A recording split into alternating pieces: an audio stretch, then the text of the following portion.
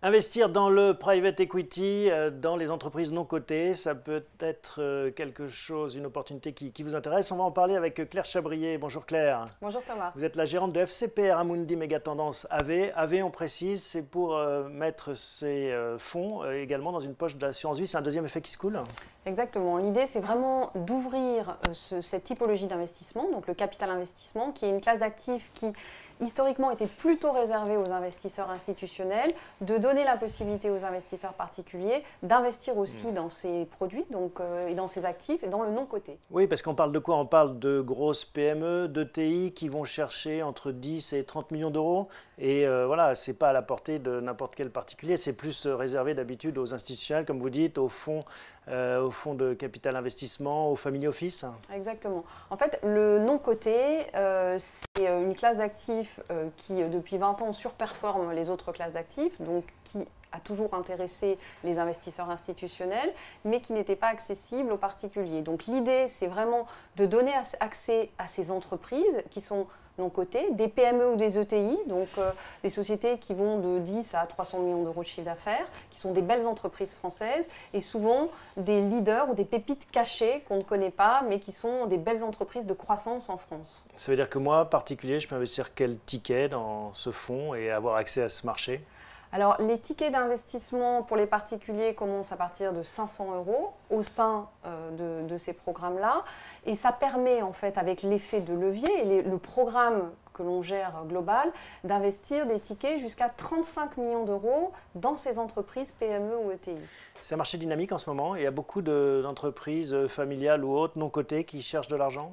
Alors oui, en tout cas, il y a des entreprises, nous, notre thèse d'investissement, c'est vraiment d'investir dans des sociétés qui sont en croissance, donc d'accompagner de la croissance organique ou bien de la croissance qui se fait par build-up.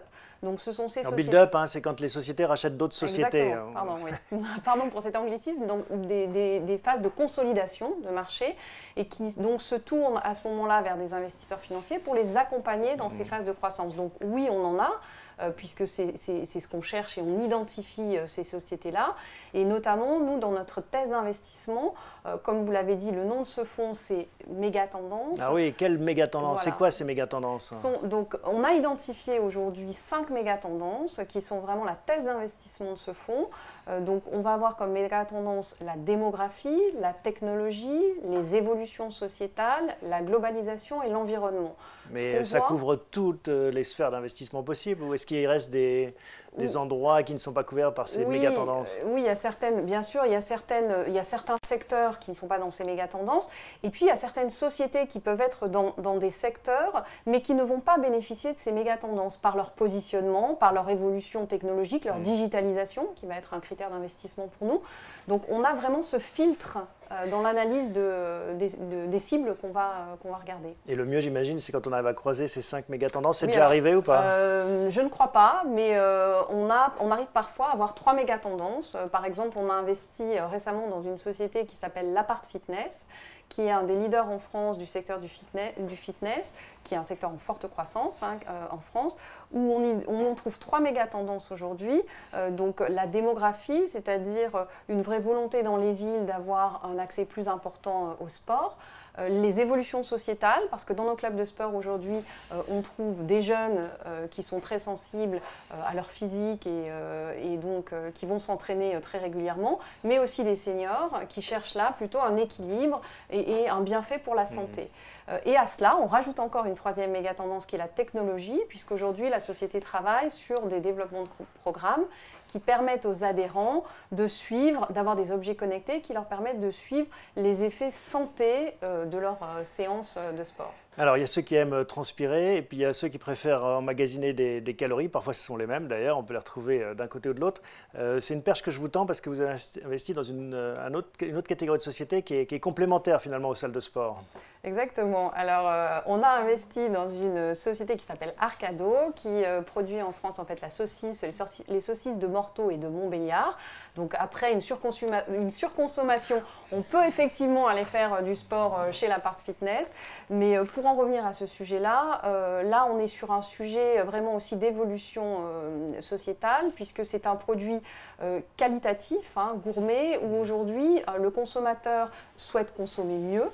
Mais avec plus de qualité. Et typiquement, la saucisse de Morteau qui bénéficie de toutes les appellations d'origine contrôlée et qui a reçu de nombreuses médailles au concours général agricole, se positionne sur cette qualité en fait, de produits alimentaires. Bon, en tout cas, ça illustre bien le fait que votre horizon d'investissement est large, hein, à 360, puisque vous couvrez beaucoup de secteurs.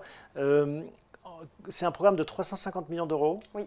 Combien ont été investis jusqu'alors? On a investi environ 40% du programme. D'accord, donc voilà. Il y a encore de quoi faire. Oui, bien sûr, il y a encore de quoi faire. En fait, on a, et je pense que c'est une des caractéristiques aussi du positionnement d'Amundi hein, dans le capital investissement, c'est qu'aujourd'hui, on se différencie à la fois par notre stratégie d'investissement, donc méga tendance, mais aussi minoritaire, c'est-à-dire qu'on a un actionnaire minoritaire actif, minoritaire oui, mais actif parce qu'on siège au conseil de surveillance ou d'administration des sociétés, donc on accompagne vraiment les participations.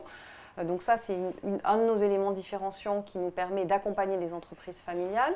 Et ensuite, le positionnement d'Amundi, qui est un positionnement en fait international, puisqu'on est présent dans 30 pays dans le monde, nous permet d'accompagner nos PME et ETI en dehors de France, celles qui ont des stratégies de développement à l'international. Si je vous confie mes 5 000 euros ou 500 euros, au bout de combien de temps je les retrouve? Alors, on a des périodes d'investissement qui durent environ 4 ans.